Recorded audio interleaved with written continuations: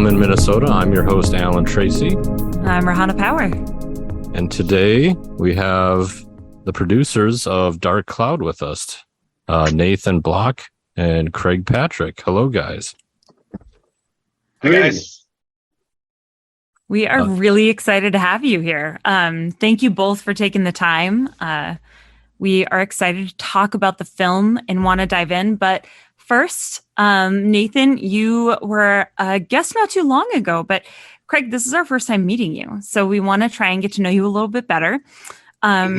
So we're going to kick it off. Can you tell us kind of like a fun fact about you, something interesting, unique, so we can learn about you? Well, this is kind of a little bit of a Minnesota thing, but I actually own a couple of hockey teams. I own a team in Austin, Minnesota called the Austin Bruins, and then another team in Rochester, Minnesota called the Grizzlies. It is for guys between 16 and 20 years of age. One of our alumni just won the Stanley Cup with the Colorado Avalanche. Wow. And he scored a goal in game 5 to tie it up against, gosh, I forgot who they're playing now. But anyway, he did a great job, Nico Sturm. And so hockey, Minnesota, right? So there you have it. That's awesome. Are you like sorry, go ahead. Sorry, Rihanna. Oh, I was going to say, are you a really big hockey fan? Is that what led to it? Yeah, grew up playing, coaching, kids played and coached them and did the whole thing and had always wanted to own a junior team and started in 2010. So we're on year 13 coming up with the Bruins and year 6 with the Grizzlies. The Grizzlies in Rochester, we won the national championship last year, which was incredible. And second place the year before that. So it's that's my thing. That's one of my things, right? Plus my day job, and movies are my favorite thing. Naturally. That's really cool, though. Thanks. Yeah. Yeah. How about you, Nathan? What are some things you're into right now? What are things you can maybe nerd out on? And then we'll have Craig go next after that.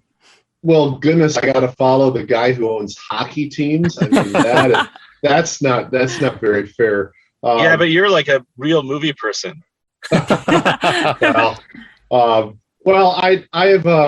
been into working out lately. I've been part of a group fitness training program at Lifetime Fitness that has really changed my life, and I actually competed in my first CrossFit competition earlier this year, which was a crazy thing for me, because anybody who knows me will tell you that the words Nathan and athletics are not used in the same sentence unless it's a joke.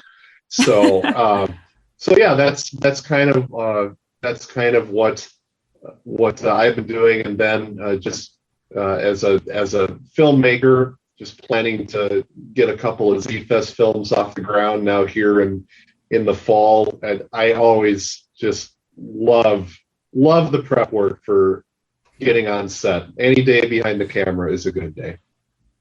I hear that. Absolutely. Craig, how about you? Oh, gosh.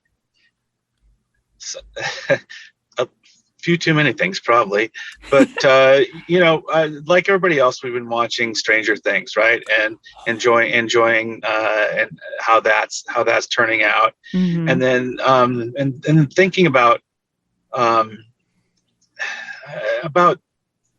wanting to do things in a really great way, and I think that we've done that in Dark Cloud with a really small budget, and Stranger Things had the biggest budget you could possibly have. Yeah. Mm-hmm. And if you as a small filmmaker or a person that's interested in film,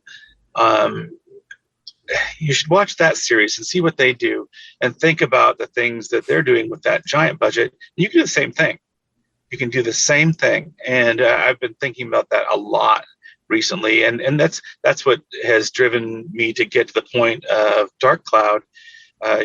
We had Zombie Spring Breakers. It was called Ibiza Undead, and then Black Creek, which was another evolution of learning, and then Apocalypse, which was a big learning experience, and now Dark Cloud, which is an even bigger learning experience. And if you're pursuing quality and looking at the types of things that others that are doing in Hollywood, the technology now is not a limiting factor. It's your professionalism, your creativity, and your hard work, and you can create something that looks very much like what's done in Hollywood today. It's just, gosh, if you just buckle down and don't settle for anything but quality, you'll end up in a pretty good place. And that's what I'm really geeking out about, because the next film will be even better. I love it. Yeah, absolutely. So kind of going into Dark Cloud, just to start off, what was your favorite thing about the whole process from start to finish when it came to Dark Cloud? Like, when you remember back, like, what stands out in your mind? Like, that was the moment that I really loved. Is this for me or Nathan? Is it for me? Oh, I'm sorry. Yeah. We'll go both, but start with Craig. Oh, sure. Gosh, favorite thing about Dark Cloud. There are a lot of really great things, but one of the favorite things was I think just the understanding that this particular project was going to have a great cinematographer, a very good, albeit younger director in Jay, and very good actors. And so for me, that created a lot of excitement, and knowing that the script was good and had been, reworked and in such a way that would make it interesting and fun for the audience. And so just the components, right? Having all those good raw materials made me excited about it. Absolutely. Nathan, how about you? Well, I was brought into Dark Cloud late point of attack. The film had already been shot and was well into post-production when I came on board, and Craig can kind of fill in that gap. But I just was so... Yeah, go ahead. No, go ahead. No, which is too bad, because Nathan's awesome. It would have been great to have Nathan along from the very beginning. Well, thanks. But I was just so excited to be a part of something like this, something where you can get in on the ground floor and just see something incredible taking shape. And I was sort of given a scene of the film to look at, and then asked if I wanted to put some money into the picture. And what I saw, I was just completely blown away by. And I said, yeah, I want in on this. And I have not regretted it for one single second. It has been an amazing journey, even coming in some 4 years late to the project. I'm very grateful to be a part of it, and especially now to take part sort of in the driver's seat now when it comes to the theatrical release, which I could not be more excited about. I'm very excited and very honored to be a part of the Dark Cloud team and family. And we're so happy to have you as a part of it. Thank you. Aww. Well, speak of True. the devil, Jay is arriving right now. This is great. Jay Ness. You know what's funny is they call him His Janus. So it's like Her Highness or His Highness. It's his Janus. Okay, that's brilliant. I love it. Hey guys, I just found this link in my email and I thought it might be spyware, but I'm glad it's just you guys. Yeah, it is us. Yes. It's Hello, awesome. Jay. I For linked it. joining. Thanks for doing this. This is great. Excuse me for having to drop in a little late into the game, late to the party. No worries. Right, We it made it are exciting. we are recording right now, and we were just going over our favorite moments within Dark Cloud, Yeah. Very So good. what's yours? Looking back. or favorite moments, just a favorite moment, not Yeah. like Bes- whatever. bes- Besides meeting me, Jay. That's Craig. This is Craig. So, well, they're okay. Hang on here. I gotta warm up for a sec. Okay. Okay. So, are we talking the overall process? Are we talking the movie in general? Well, I will say it's always really fun to get into post and just watch it all sort of seam together and sew together. Sometimes undo it and sew it back together a different way, but you kind of get to step back and say, hey, like, we did it. This is it. So for me, that's sort of where all the pieces kind of come together. And it's also the stage where I'm really big with music. I love integrating music and the score. So, I look at production as gathering assets. And then they're assets you get to play with. In this case, you get to play with for a long time. But if we're talking the movie, I really quite enjoy the first initial maybe 20 minutes of the film a lot. Her entering the house, her becoming familiar with the environment. I don't know. There's just something about that where I feel like everything really falls into sync, score wise, acting wise. Yeah. Well, what did everyone else say? Yeah. What did everyone else say? I wasn't here for that. Well, we were just getting into it, so. Sure. Yeah.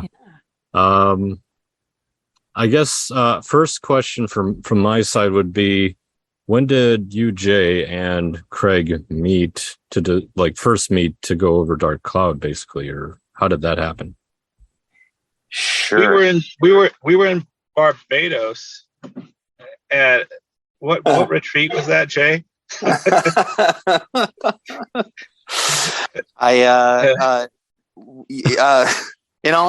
thinking. I guess there's a. In all seriousness, like I know we crossed paths on John's movie, and our connection, I think, was Nicole Faye. Yeah. Yeah, absolutely. Yeah. Oh. And this was, I can't remember where we were shooting. I feel like we were out somewhere toward your neck of the woods, maybe. Yeah, you were shooting The Invisible Werewolf at a small church south of Stillwater. Okay, that makes sense. And okay, so I'm gonna course correct that statement. I remember we talked about our Curse of the Invisible Werewolf. Oh, thank you. No. I mean, it was like 7 years ago. Oh wow. We talked about that film there. And interestingly enough, we were filming another movie that John had directed, but you had stopped by to see assets from Curse of the Invisible Werewolf. Yeah. I do not blame you for mixing that up. So yeah, that sounds right. And that was back in 2016. Wow. Is that 7 years? That's about six and a half, 6 years, something like that. Yeah. Which is a minute ago. I was 15 pounds lighter and my beard was black. 6 years ago, yeah. Times change. I mean, the last couple of years will do that to everyone. So. Yeah, that's right. Boy, that is for sure. Holy cow. Sheesh. There's Nathan Block. Nathan, hello. Hi, Jay. I've got. I didn't see him in the woods there. No. I've got my Zoom.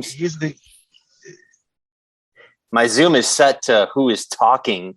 And so it's like, I'm not seeing you all. I'm going to switch to this grid view. Okay. This makes a lot more sense. We don't see you, Jay. Where are you? Where the hell are you, Jay? I'm sitting very still. Very, very still. Okay. Very, very, very still. Yes. No, I'm there. You see, it's just that I'm holding the headphones next to my neck there. I'm not moving. I'm in a car, Jay, and I'm still on camera.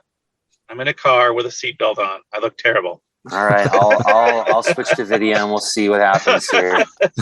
There we go. Can you see me? God. thank God. You know, absolutely. I think his image is wonderful because it's mysterious. Yes, backlit. Yes, there's the mystery. Ominous. I'm actually I don't know about ominous. I'm gonna even this out. Okay, can you see my okay, there we go. I like it. Yes. You look I'm so happy you're there. You look fantastic. Thank you. And it's nice to see you all. And you know, like I feel like I see most people only at film events, and I've gotten used to this sort of staying in my cave, which is also my working suite. So yeah, one sec here. Okay, hang on. I want to just dim this down behind me. Otherwise, gotta have good lighting for the Zoom call. You know how that right.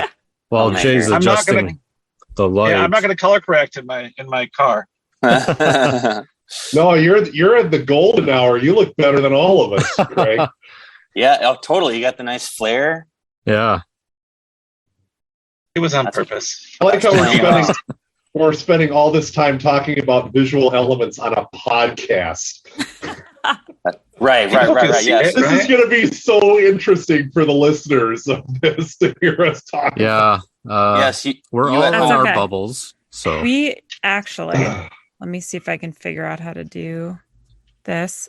I'm going to screenshot you guys so we can use that for the podcast. Everybody smile. Oh, do you want me to take these sunglasses off? No, I actually love the sunglasses. The listeners are going to love the sunglasses. It's my Top Gun. It's my Top Gun look. I like it. That's it's fantastic. Top Gun summer. That's right. It is. 650 million and counting. Yeah, it's a Top Gun summer. Yeah. So this is film in Minnesota. Let's talk about locations and what you guys found for the film. Where was it, like, where exactly, like, throughout, or just in general throughout the film, did you guys get to film? Maybe you ran into some roadblocks or found, like, the perfect spots. Like, how was that process? Go ahead. Someone else can speak to it. So Andrew Hunt, who's a great writer-director from the Twin Cities, recommended that I drive up to Marine on St. Croix and look at this development. And that's the primary. It turned out to be the primary exterior of the main house, and we were lucky to get a family there that allowed us to use their home. It's very distinct looking, very interesting looking. And then some of the interiors were done. A lot of the interiors were done in Minneapolis. Our friend Jamie Davis's house, and who was wonderful. And then Jay, you have some great locations in Los Angeles. Yeah. So we jumped around a little bit to, piece everything together.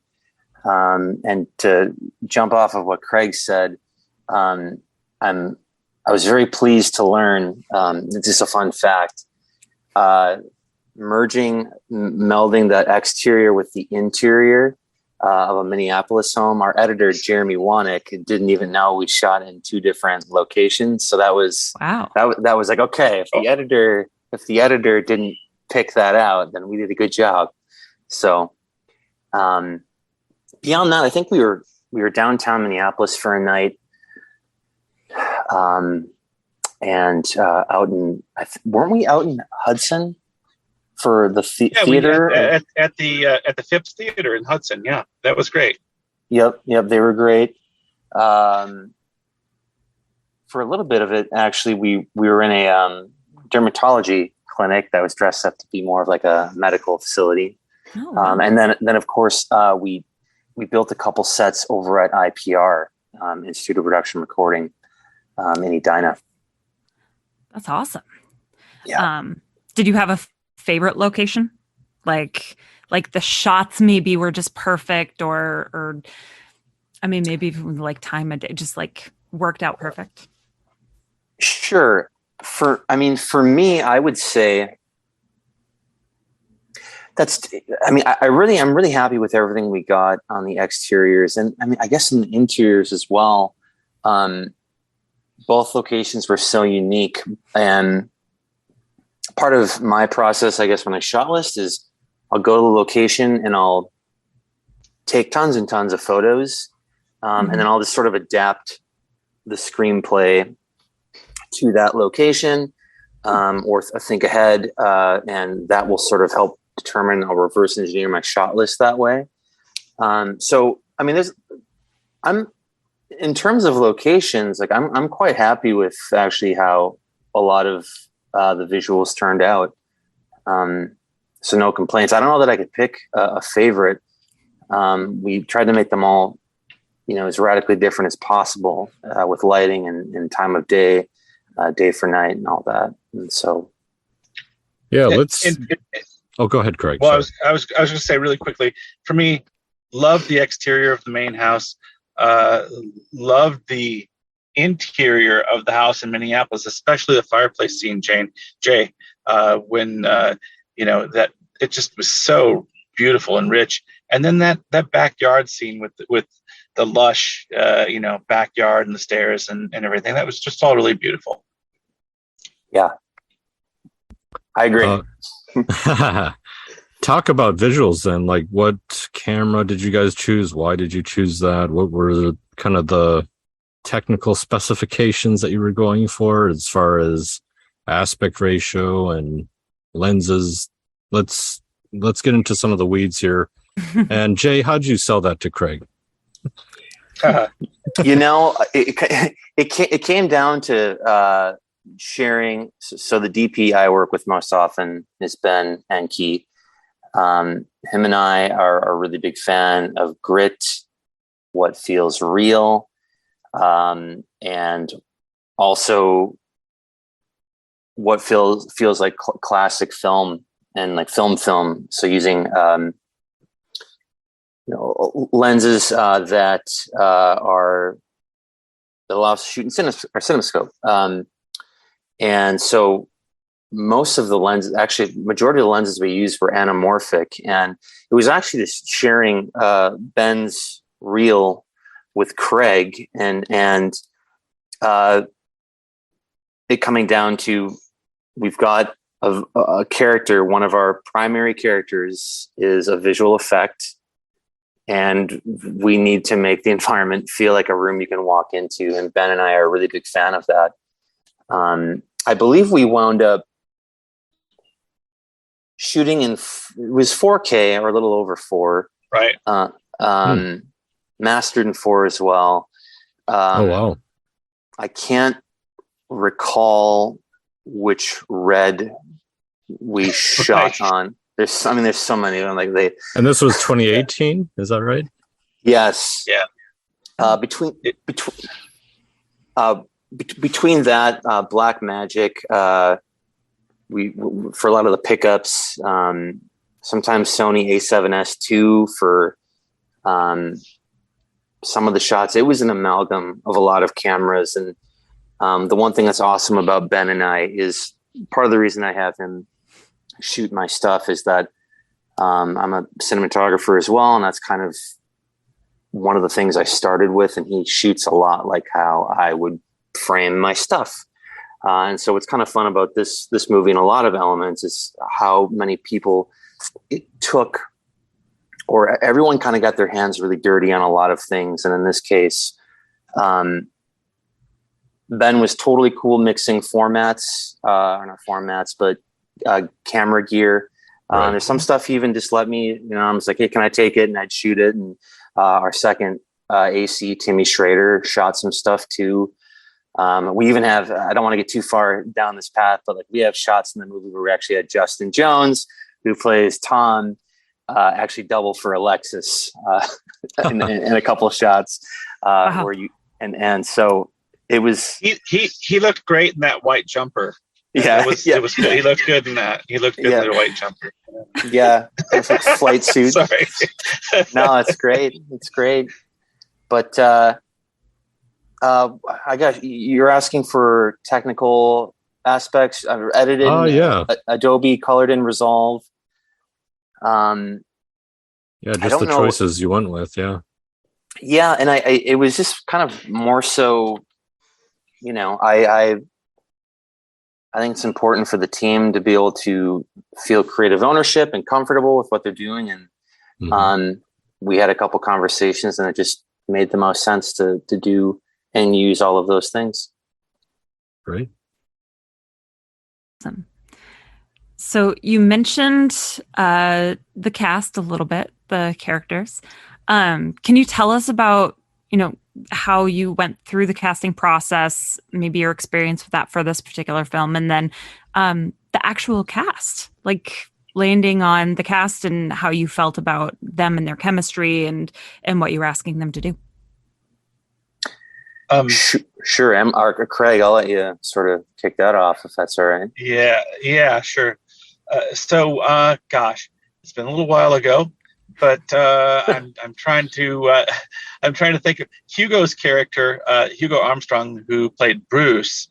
I actually approached the agent.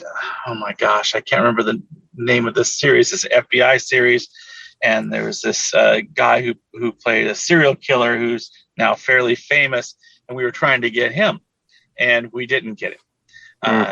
But the agent suggested Hugo and sent his reel, and Hugo done a ton of different movies and Netflix and all kinds of different things, and so I think, Jay, I sent you Hugo's demo stuff, and we both kind of like, wow, Hugo's great, and then so Hugo, after he had some input in the script, and then he decided to do it, and it was really awesome.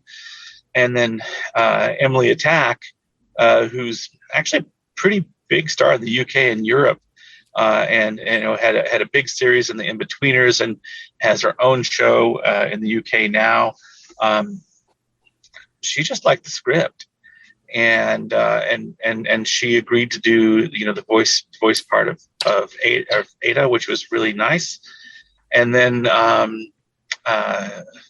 Lexi, we had another agent from LA who gave us a bunch of different potential candidates, and she's so just so disarmingly charming and smart, and her reels were great. And from my perspective, Jay ultimately had to make a decision on her because there were other folks, right, and other favorites, and Lexi came to the forefront, and she was wonderful. Yeah. I'll double down on that with Lexi. It was jumping on the phone with these people and just talking to them, and making sure that you can creatively communicate, in the same language, and that's always so important. Language barriers can be really tough in creative scenarios, and what I liked so much about Lexi was just talking to her about trying a bunch of things, and what she matched the criteria in what we wanted in Chloe in a lot of ways, and then on a personal level too. She just was very just down to earth and very committed, and had a lot of really good ideas as well. This is the most cliche saying in the world, but like this cast, it's like they have become the characters, and I'm really glad everything wound up the way it did.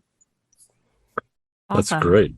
I mean, it's a cliche, but that's exactly what it should be. Like if that's not what happens, then right, then it just wouldn't be the same. It just wouldn't be the same. Everyone brought their own sort of personal attributes to it, and really made it their own. It would be a different movie with other people. Right. So. And Hugo, just quick circle back, Hugo saw the original script. He's like, gosh, this is too much of a a cutout of a stalker. You know, it was too standard, and he really helped to create this sort of awkward, kind of innocent, really, character who liked Alexis, but was still this really, really big guy in her space and was very intimidating to her. So there's that relatability, but he was great. Yeah, he really did a good job with that sense of ambiguity, which was the idea is, you put a socially awkward person in a scenario, and making him hard to read was also for the audience's benefit as well. And that's what I love about that dynamic when we first meet Bruce and Chloe and him are sitting in the kitchen.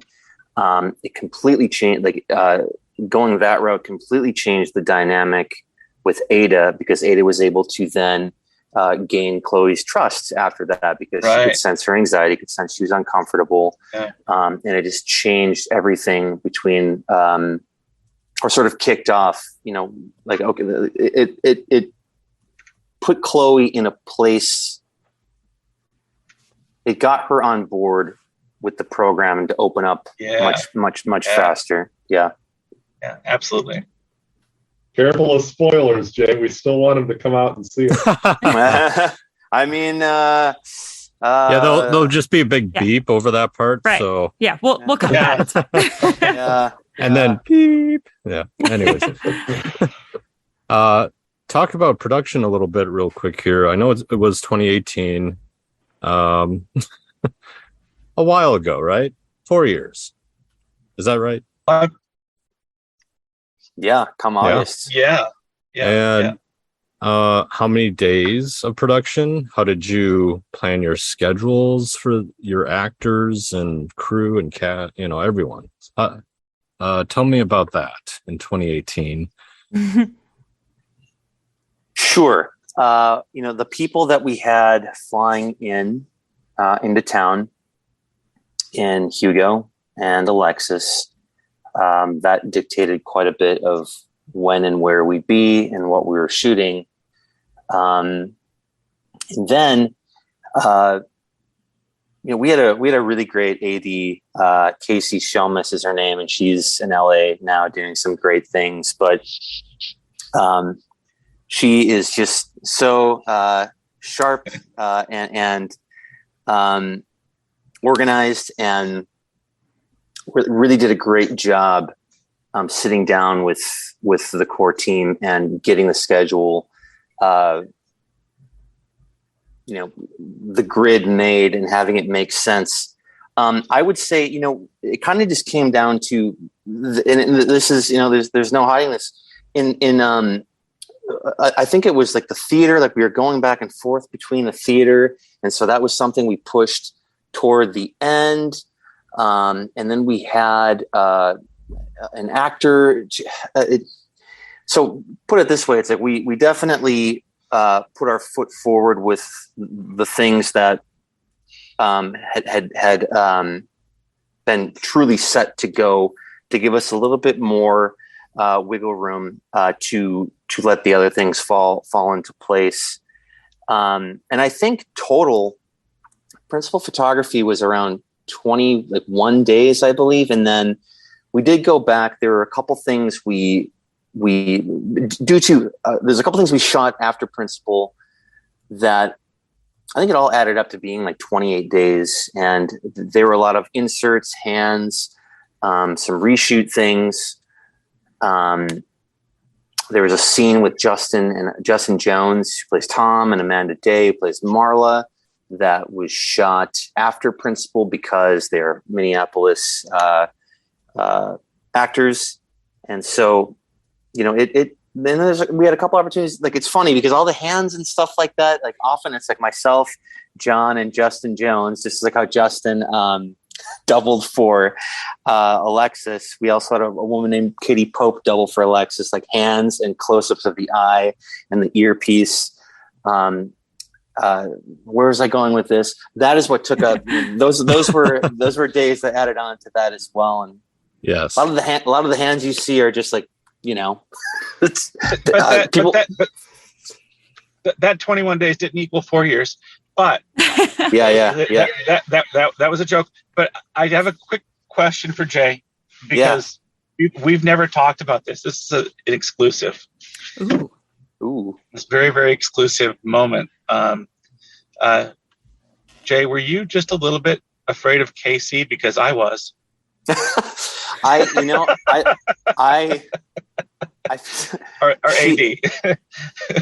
Like she. I like that fire burning under me. Me too. I loved her, but I was scared. But no. Well, that's what was so great about her, though, is that. I don't want to say it's great that everyone was scared of her, but like, well, it was perfect. It was wonderful, but also frightening. Yeah. I'm like, she commanded the room when she spoke up, and that's what you need. And so, yes, but I love her. Yeah, but me too. Yeah, no negatives. I hope she's not mad. No, she's doing great from everything I've caught. I think she joined the guild out there. I think I could be wrong, but wow. Yeah. That makes sense. Usually you do when you're out there if you're working regularly. Yeah. It's the right path. So you've mentioned a few times, like, this took place in 2018, 4 years ago. It's, gone through the process that these big films do. And in the middle of that 4 years, we had a pandemic, which I know was really detrimental to a lot of the film community across the country. Can you talk a little bit about how that maybe affected the film in general, production, post-production? Did it kind of line up perfectly so that you could do post-production without having to really run into as many issues? Well, for the most part, I would say yes. Like, we were able to take advantage of it. Our editor and VFX artist is a very established, very successful filmmaker, and it allowed us to sort of just, I don't want to say slow down, but I'd say step back, because we had some momentum going, and then that had happened and allowed us to step back and take a look at a couple of the things and make some decisions that needed to get made and then move forward. Jeremy and I actually were passing the edit back and forth. So I got my hands on the edit quite a bit. And that was actually what we probably should have done. Him and I learned that was what we should have done from the start, is because him having so much going on, like, we'd get into the room and it would just be for these condensed amounts of time, where as an editor, it just made sense. And so since we couldn't be in the same room, like, I'd say that we actually got the most done when that had started. And it allowed us to solve this sort of pause we had with Ada. And what we were trying to do with Emily Attack was actually utilize her face, almost like a yeah, exactly. And it was actually really, really hard to get it to a place that wasn't distracting, or didn't look strange, or would take away from the characters. And excuse me. So that was the time we used to kind of step back and then reapproach how we could utilize Ada with the assets we had. Jeremy came up with this watery thing that's sort of when she's talking, the waves of the device sort of reflect the audio, and so ultimately we did benefit from it in unique ways. And there was one more point I was going to make about this. It was, the thing we were trying to do with Ada. I am absolutely fascinated how, had we had the technology we have on our cell phones right now with like face tracking, and these apps, like it wasn't there in 2018. And then it wasn't even quite there in 2019. You could do like a face swap for photos, but motion was not quite a thing. And so maybe had that ultimately, I don't look back and say, oh, I wish we could have done that, because it would have been very distracting. She looked kind of scary, strange, not real, kind of like Emily, not like Emily. And so I think ultimately what we did made the most sense. And I'm Hey, sorry to no, interject. I'm good. I'm good. I've got my camera off. I think if we did it today, that even in spite of the deep fakes and everything else we have, what you have in Ada, even from 2018, is very much what you might get in real life. Because a company may not want that human image up there. They might want something comforting and warm and watery and whatever up there to be that empty in your home, just like we have with Alexa or all the others. So I'm really happy with her. I think she's very very current. Yeah, I agree, and I don't want to just keep adding on to this, but Craig is so right in the sense that what's great about just the voice and not seeing the human image, I look at this sort of like reading a book. It allows for the audience to fill in the image of what Ada looks like. And I think my analogy for that is always people like the book better because they get to make the movie in their head. Same thing with Ada, I feel like. Yeah, I really enjoyed her with Joaquin Phoenix, and we didn't see anything. Yep, exactly. No, that's proven. Yeah, it works so well. Right.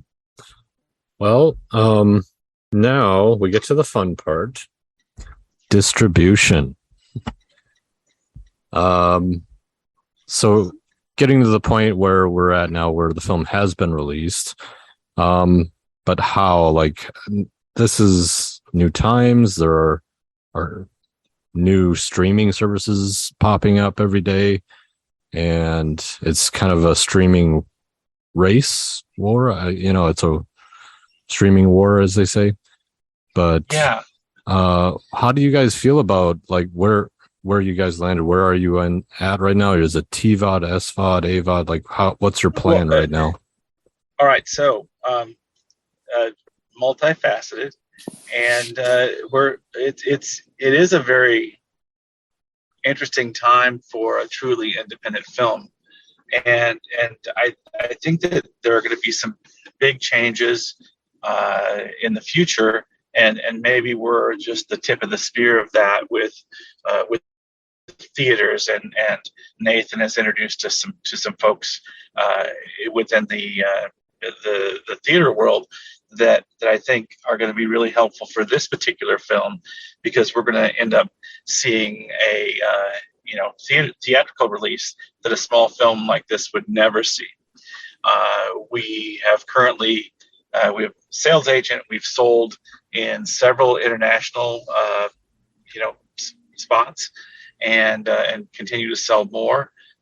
We are self-releasing though in the UK, the US, and Canada with a company called Giant, and Giant puts you everywhere there is a TVOD platform. And so right now we're on all the TVODs that you can think of, Amazon or Apple, or any place you can rent a movie, you can rent Dark Cloud. And our folks are also working to get an SVOD, right?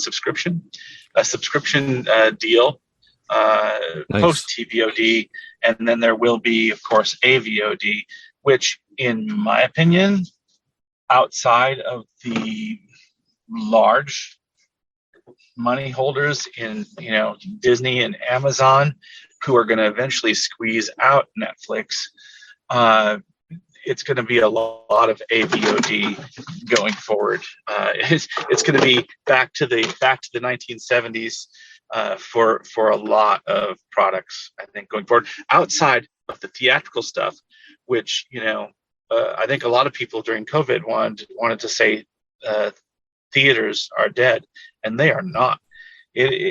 People crave that group experience on the silver screen, and I think that there's actually going to be a renaissance in theatrical. Absolutely. Nathan, talk about Yes. theatrical.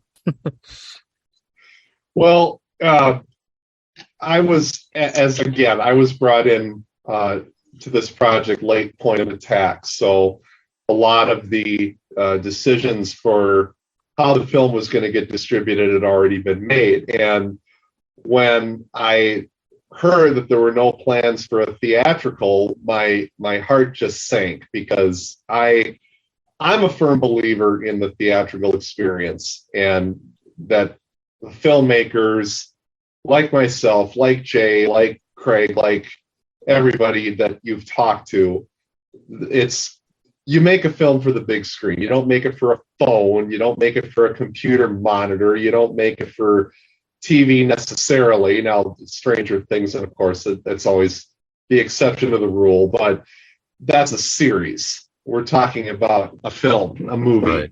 and that's made for the big screen.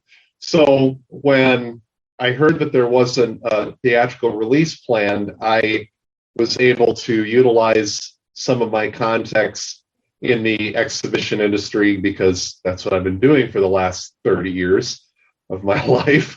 And luckily was able to find some people that we are currently working on getting a small theatrical release, hopefully on maybe 20 to 30 screens around the country. But like Craig mentioned, that's unheard of for a small film. And prior to COVID, really would not have been possible. And I don't think a lot of people realize how many independent films got unprecedented opportunities to be on theater screens in 2020. I mean, if you look at the release calendar for 2020, it is independent after small film, after low budget film. And because we didn't have, now when I say we, just to reiterate, I do own a movie theater here in Minnesota, so that's what I mean by we. I'm speaking of we as exhibitors. We didn't have anything to play, literally. So we were begging for anything that would come, that was out there. And admittedly, some of the films that we got were really bad, like just awful. But some of them were really, really good. And it was great that they got a theatrical release. It's too bad that the timing was just so bad, because so many people didn't get to see them anyway. But really, COVID sort of inadvertently helped independent releases. By now, the screens are there's still a lot of ebb and flow with the releases, and with studios now trying to reconcile theatrical versus streaming.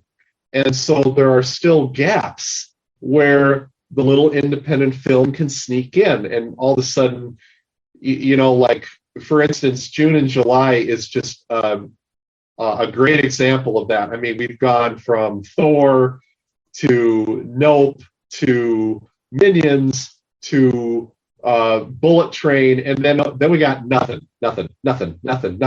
So Dark Cloud is perfectly positioned to come into this market now at the perfect time where there isn't very much to play. And so we're going to start the theatrical here in Minnesota, which is only fitting, being that so many of the cast and crew, and certainly the executive team, were all from here.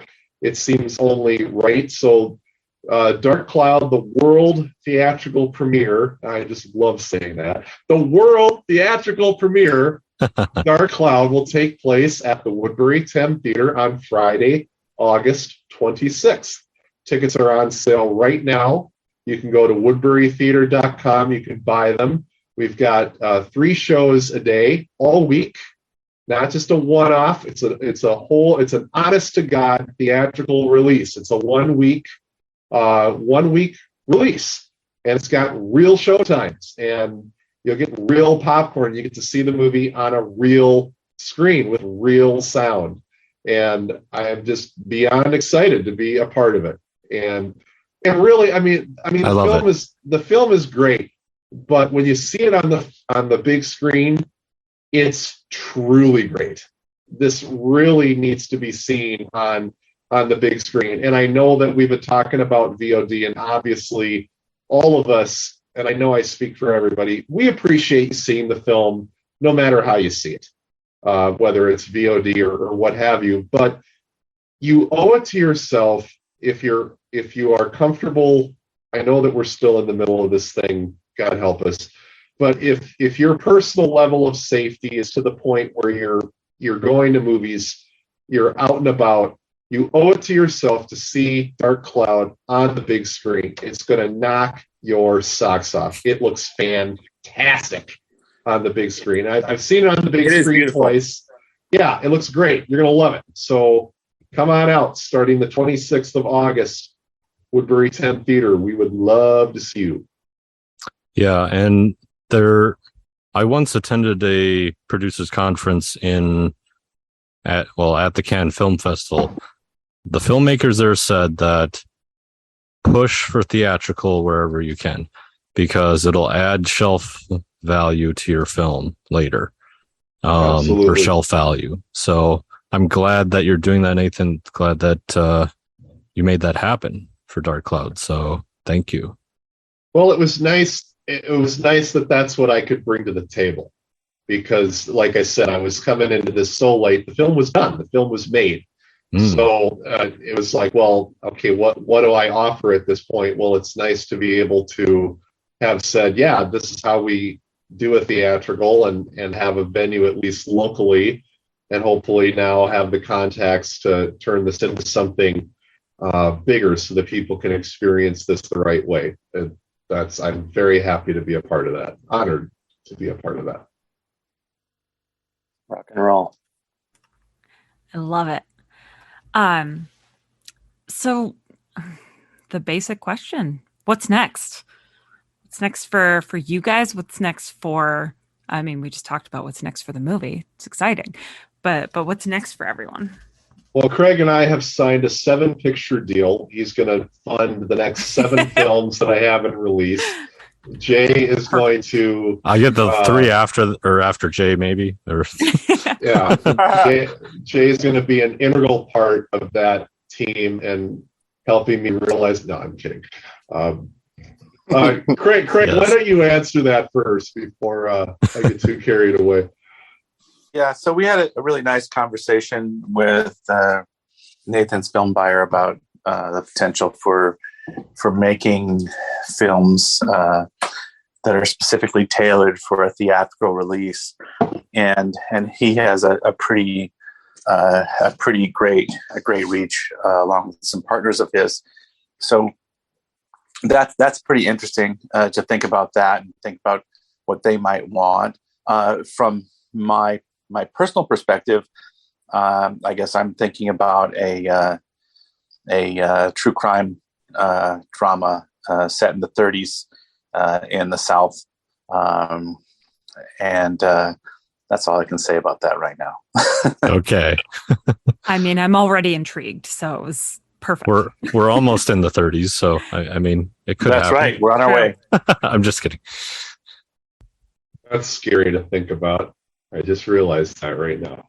Yeah, me too. Jake, go ahead. Okay. Well, a couple things. I just directed a short with a studio based in Minnesota. And it was really, really cool. There's a studio up north called Lost 40. And we were able to bring in some really talented individuals to pull it off. So Matt Roy and Nick Swedland, brilliant filmmakers here in Minneapolis, helped us out with that. Us being myself, Lily Rains, and Jason Schumacher. And they brought on with them typically it's going to, technically it's going to fall under the studio, which is really, really cool.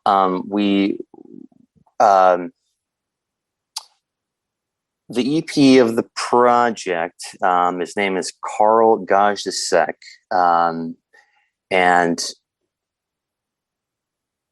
we wound up creating this workshop where people up north could be on set and learn what it means to be on set with people with legitimate experience. Now, Carl, he's got an awesome track record. He wrote Oblivion, starring Tom Cruise, talking about Stranger Things. He was the EP and showrunner of Stranger Things season 1. And then more recently, he co-wrote Kingsman with Matthew Vaughn. And so we put together this thing with him. Wow. It was great. It was a workshop. And then I got to direct the film we created. Really, really just, I love educating. And so that film is called Human Resources. And that'll be coming out in the fall. I think we're doing a panel at Catalyst for it in Duluth. And that'll have all of us there, and that's exciting. And then there's this feature idea that I've been trying to keep in development that has to do with addiction and Second Life, sort of video game technology, and a lot of parallels to addiction in general and what we do to escape reality. And so if you didn't know, I kind of like sci-fi or, hinting towards it. And so commercials and some other things I've been doing, I've been busy. So, but looking forward to the future. So. Nice. Yeah, that sounds amazing. And that opportunity sounded incredible. They're so cool. It was so great. We've got a lot of cool things happening here in Minnesota right now. And I hope it continues to happen. Those tax incentives that passed have really made a difference. So, yeah. And I'll be working with those guys into the future. So it's exciting.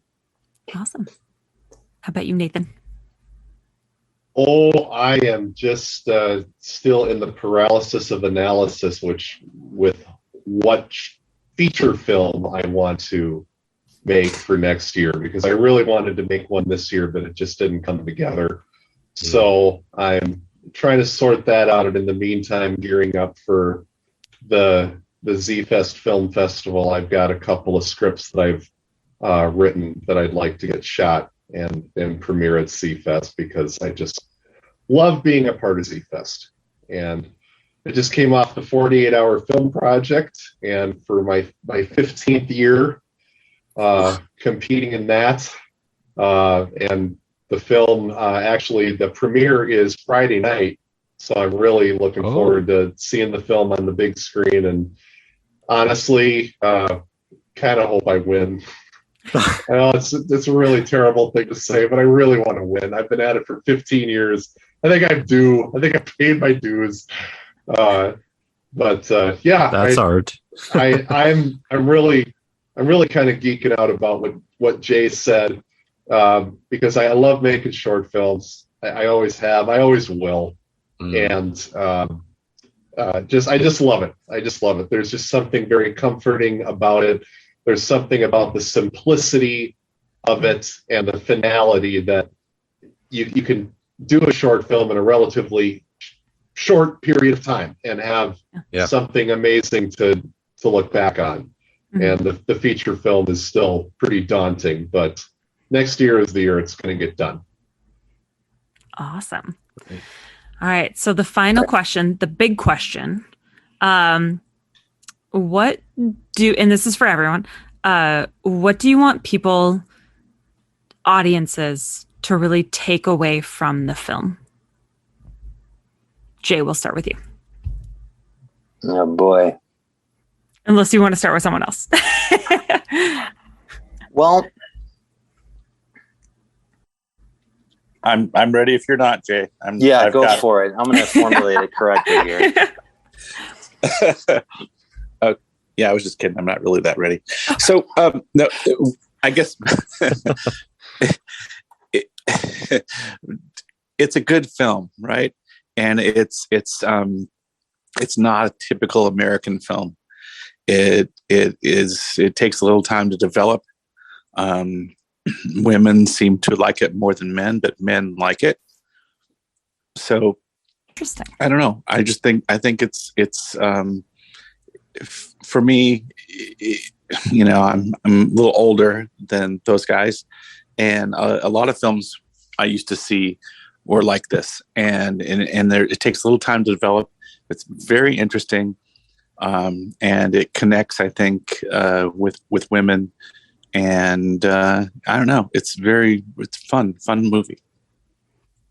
I almost gave away the ending. I had to stop myself. Yeah. No spoilers. No, it was so close because never mind. I'm going to be quiet. And that. Nathan, do you want to go or do you want me to go? No, dude, you directed the film. You got to go before me. Come on. There are so Jay doesn't want to go. There are just so many things. If you haven't figured it out, I have a tendency to go on and on and on. I've been working on this. I've been working on this very hard. I would say just a couple things. The reason I started making movies was for healthy escapism, and I hope that people get to walk away having had a good time and were entertained, and we're able to sort of forget about everything that's happening right now in our world that is so difficult for all of us for different reasons. And I hope that people walk away truly examining how dependent we are on technology and how much we trust it and how much it has dictated the way we go about our days day to day, because it's, technology isn't really smart. They call it smart. It can't truly emulate human life. All it can really do is work fast and emulate, but not emulate a human. It can do what we tell it, but it's not like real organic sort of life. And here's a great example. I was supposed to get up at 4 a.m. A couple of weeks back, and my alarm decided not to go off. Thankfully, someone called me at 7 a.m. And I still got to where I was going. But you can't rely on it as much as we do. And so don't take real life for granted. Mm-hmm. Yeah. I like it. I love that. Yeah. All right. Nathan? Me too, except that I just bought some property in the metaverse. And Uh-oh. No, I'm just kidding. I'll be quiet now. We're all putting our Oculus Rifts on and coming over. Yeah. Did you buy it with Bitcoin? Bitcoin? No, Doge, baby. I prefer the Ether, but yeah, okay. No, I'm just kidding. Nathan, go ahead.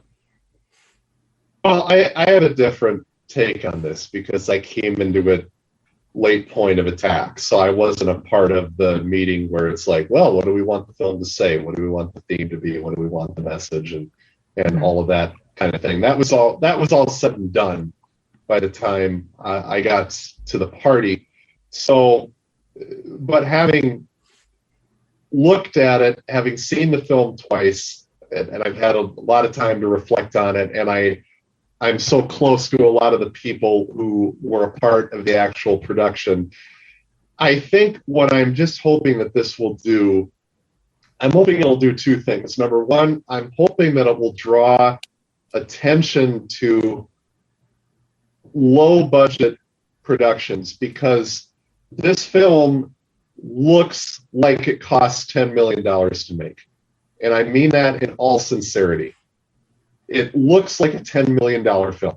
And that's because of how much heart and soul and blood, sweat, and tears went into the making of this film. It looks fantastic. fantastic.